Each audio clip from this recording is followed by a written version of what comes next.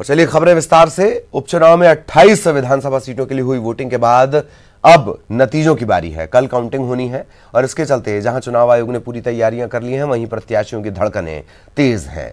दोनों दलों को बेसब्री से चुनाव के नतीजों का इंतजार है। कांग्रेस और बीजेपी दोनों दलों ने अपने अपने ऑफिस में तैयारी कर ली है। नतीजे देखने के लिए बड़ी बड़ी स्क्रीन लगाई जा रही है। फॉर्म 17 को लेकर कांग्रेस ने मतगणना एजेंट को खास सतर्कता बरतने के निर्देश दिए हैं। और एक बार फिर आपको याद दिला दें कि न्यूज़ 18 आपको सबसे पहले सटीक साफ नतीजे दिखाएगा।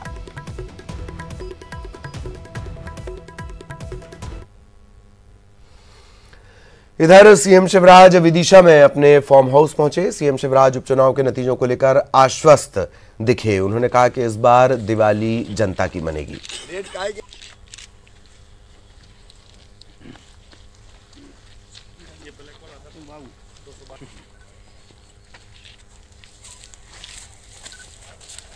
क्या लगता है आपको, दिवाली कांग्रेस की मनेगी या भारतीय जनता पार्टी की? जनता की दिवाली मनेगी। क्या लगता है आपको, दिवाली कांग्रेस की मनेगी या भारतीय जनता पार्टी की? जनता की दिवाली। ग्वालियर में कैबिनेट मंत्री प्रद्युम्न सिंह तोमर ने एक बार फिर जीत का दावा करते हुए कहा कि जनता ने विकास के साथ जाना इस बार सुनिश्चित किया है, लिहाजा हम जीत रहे हैं। कि जनता जनार्दन चाहती है प्रदेश का विकास, देश का उत्थान, और इसलिए जनता जनार्दन ने प्रदेश के विकास और राष्ट्र के उत्थान के लिए मतदान किया है। और सुनिश्चित रूप से विकास भारतीय जनता पार्टी के हाथों में सुनिश्चित है। ये कहना है कि बाबा को मैं अभी से नहीं जानता, ये बाबा को मैं बहुत दिनों से जानता हूँ, और इनके बारे में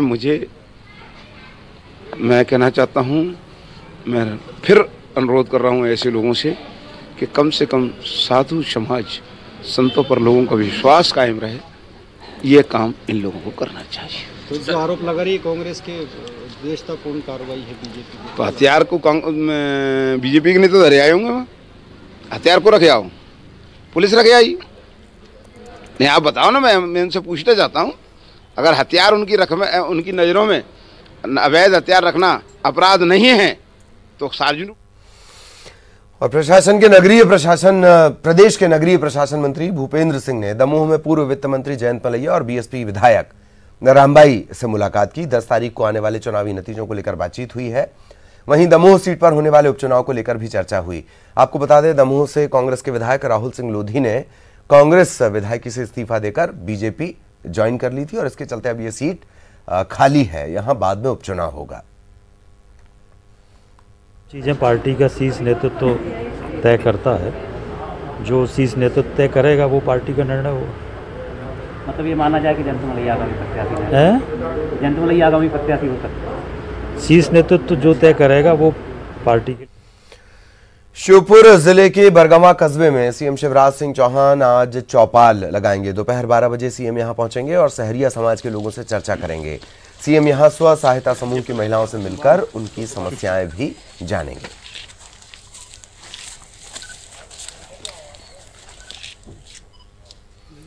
तो बरगवां में आज चौपाल लगनी है। सीएम यहां लोगों से सीधे मुलाकात करेंगे। स्व सहायता समूह की महिलाओं से भी खास तौर पर वो चर्चा करेंगे। बरगवां में आज उनकी चौपाल है। श्योपुर के बरगवां कस्बे में सीएम शिवराज सिंह चौहान दोपहर तकरीबन 12 बजे वो यहां पहुंचने वाले हैं। सहरिया समाज के लोगों से चर्चा के अलावा स्व सहायता समूह की महिलाओं से मिलेंगे, उनकी समस्याएं जानेंगे, किस तरह की दिक्कतें आ रही हैं, कैसे उन दिक्कतों को खत्म किया जा सकता है। और सहयोगी पूजा इस वक्त हमारे साथ जुड़ी हुई हैं, सीधा आपको लिए चलेंगे। पूजा, एक्शन में सीएम शिवराज, आज से चौपाल के सिलसिले भी शुरू हो जाएंगे। पूजा,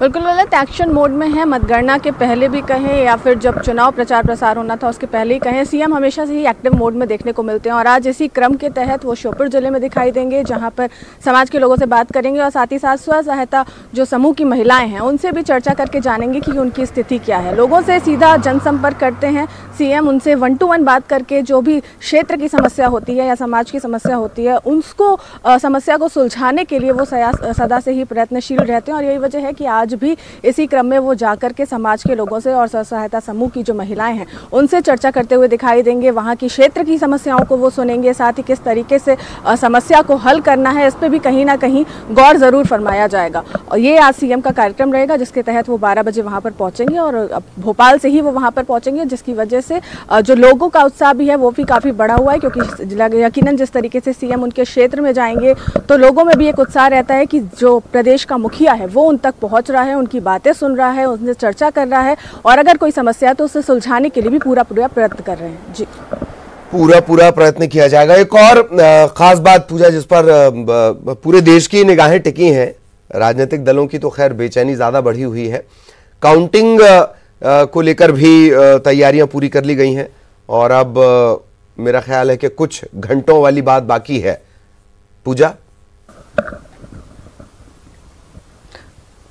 बिल्कुल अलग काउंटडाउन बिगिन हो चुका है, आज ही का दिन बचा है क्योंकि कल जो मतगणना का दिन होगा काफ़ी पार्टियों में उत्साह भी है, बीजेपी हो, कांग्रेस हो या जिनने भी ये पूरे प्रत्याशी जिन्होंने ये चुनाव लड़ा है उनके में कहीं ना कहीं उत्साह है क्योंकि कल उनके भविष्य का फैसला होने वाला है, जिसे लेकर के पूरी एक मॉनिटरिंग सेल भी तैयार है, कार्यकर्ताओं की टीम भी एकजुट हो चुकी है और जो भी पार्टी के एजेंडा होते हैं, किस तरीके से एक वर्किंग प्रोसेस रहेगा इस पर भी बात विचार होने का सिलसिला आज जारी रहेगा। यकीनन दिल की धड़कनें बढ़ती हुई दिखाई दे रही हैं क्योंकि प्रदेश की जनता भी ये जानना चाहती है कि आखिर उपचुनाव हुए तो किसके हक में हुए, किसको उन्होंने चुना है और इस वजह से काउंटडाउन तो बिगिन हो ही चुका है। कल भी फैसला पता चल जाएगा शाम तक कि किसके हाथ में जीत आएगी और कह सकते हैं कि लोगों के साथ साथ राजनीतिक पार्टी हो सभी में एक उत्साह है क्योंकि ये सभी के लिए बेहद जानना जरूरी हो गया है कि आखिर दिवाली किसकी मनेगी। वैसे तो दिवाली जनता की ही मनेगी लेकिन पार्टी कौन होगा, कौन विजय पथ पर अपनी जीत हासिल करेगा ये एक बड़ा सवाल रहेगा जिसका ये भी पहली बार होगी कि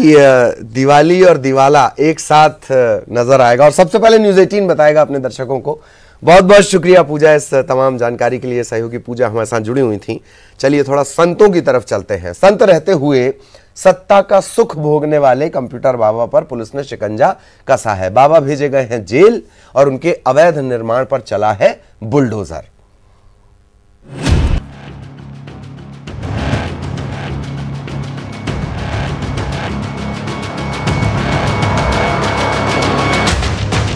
जेल की सलाखों में कंप्यूटर बाबा, अवैध निर्माण पर कसा शिकंजा।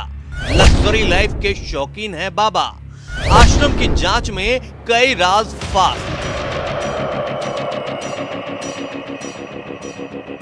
साधु के वेश वाले बाबाओं पर जब शिकंजा कसता है तो तस्वीरें कुछ ऐसी ही सामने आती हैं। देखिए आश्रम के बाहर नगर निगम के बुलडोजर किस तरह अवैध निर्माण को जमींदोज कर रहे हैं। गोमतीगिरी में बाबा के आश्रम में नगर निगम ने बड़ी कार्रवाई की है। कंप्यूटर बाबा पर इल्जाम है कि 46 एकड़ गौशाला की जमीन पर बाबा ने कब्जा कर रखा है। निगम ने 2 महीने पहले ही बाबा को नोटिस दिया था और जब कार्रवाई करने पहुंची तो विवाद की आशंका को देखते हुए कंप्यूटर बाबा समेत 7 लोगों को पुलिस ने सेंट्रल जेल भेज दिया। अब इस मुद्दे पर सियासत भी शुरू हो गई है।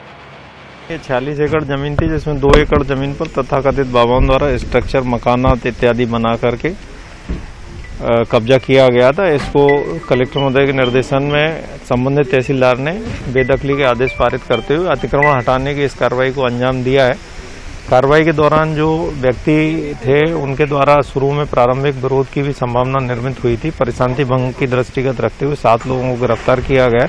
देखिए, जो गलत करेगा, कानून तोड़ेगा, जनता की जमीन, सरकार की जमीन पर कब्जा जमाएगा, बातें बड़ी बड़ी करेगा, गौशाला और धर्म के नाम पर अतिक्रमण करेगा तो कार्रवाई उस पर अगर होती है तो उसका स्वागत करना चाहिए और दिग्विजय सिंह जी को भी ताली बजाना चाहिए। दिग्विजय सिंह जी, आप क्यों सरकार की जमीन पर अतिक्रमण करने वालों को प्रोत्साहित करते हो?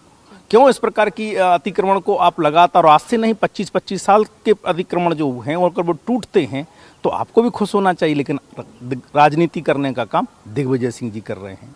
देखिए, एक तरफ तो जब कंप्यूटर बाबा इनके साथ थे तो उनको मंत्री पद का दर्जा दे दिया था, उन्होंने साथ छोड़ दिया, इनकी पॉलिसी से वो सहमत नहीं थे तो उनके ऊपर कार्रवाई बदले की भावना से कर दी। इस चुनाव में उन्होंने कांग्रेस का साथ दिया, इसलिए बदले की भावना से उनके खिलाफ कार्रवाई की गई है। उनका स्नान भी तोड़ दिया गया और उनको गिरफ्तार भी कर लिया गया, उनके साथियों को भी गिरफ्तार कर लिया गया। ये पूरे प्रदेश की जनता अच्छी तरह से देख रही है। नेताओं की सियासत से अलग बाबा का सुखी जीवन भी देख लीजिए। बाबा की लग्जरी लाइफ की तस्वीरें देखिए। ये बाबा का बाथरूम है, किसी 5 स्टार होटल से कम नहीं दिखता।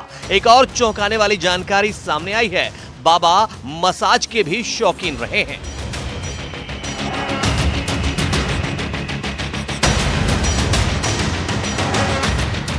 कार्रवाई के दौरान एसी वाला आरामगाह, 5 स्टार होटल की तरह उनके कमरे में कई तरह के बॉडी लोशन, महंगी क्रीम और मसाज की चीजें भी मिली हैं। आश्रम में शानदार सोफे और बेड, बाथ टब के साथ साथ अत्याधुनिक सुविधाएं मौजूद हैं। बाबा के आश्रम से 315 बोर की बंदूक और एयर गन भी मिले हैं। पुलिस अब लाइसेंस की जांच में जुटी है।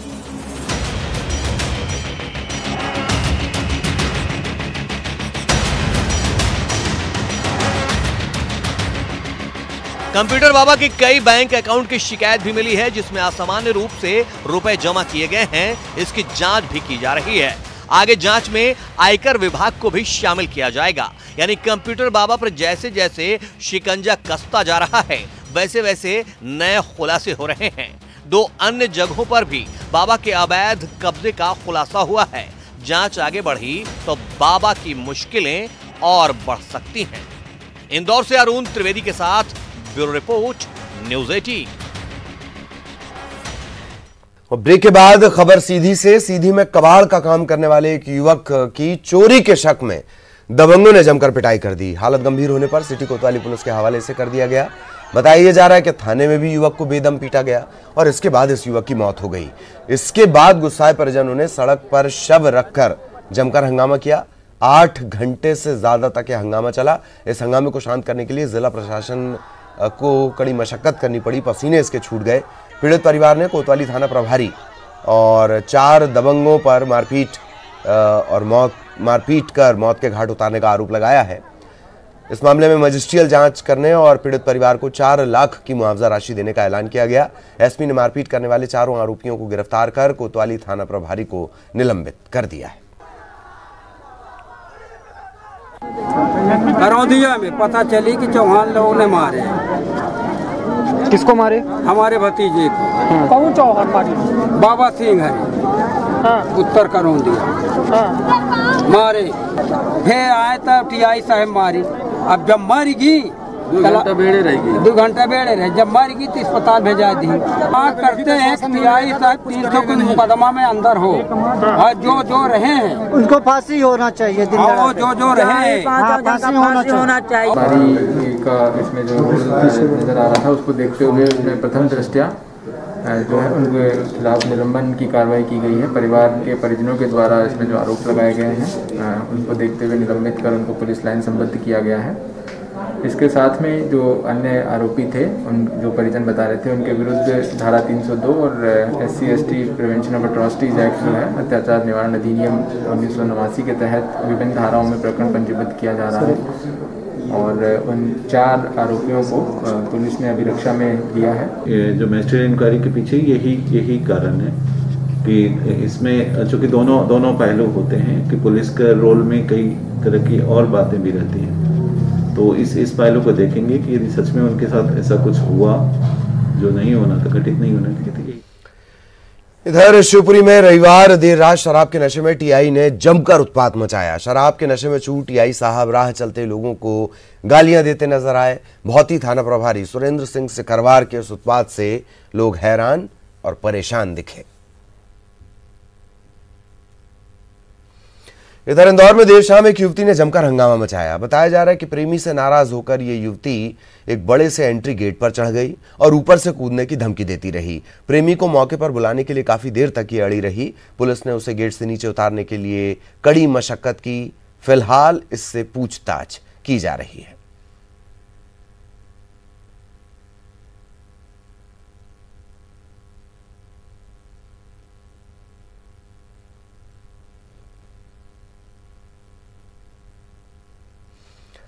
और पन्ना टाइगर रिजर्व से अच्छी खबर, पर्यटकों को रोजाना यहां टाइगर देखने को मिल रहे हैं। पर्यटकों ने अपने कैमरे में 2 बाघों को भी कैद किया है और बाघों के दीदार होने से पर्यटक काफी खुश हैं।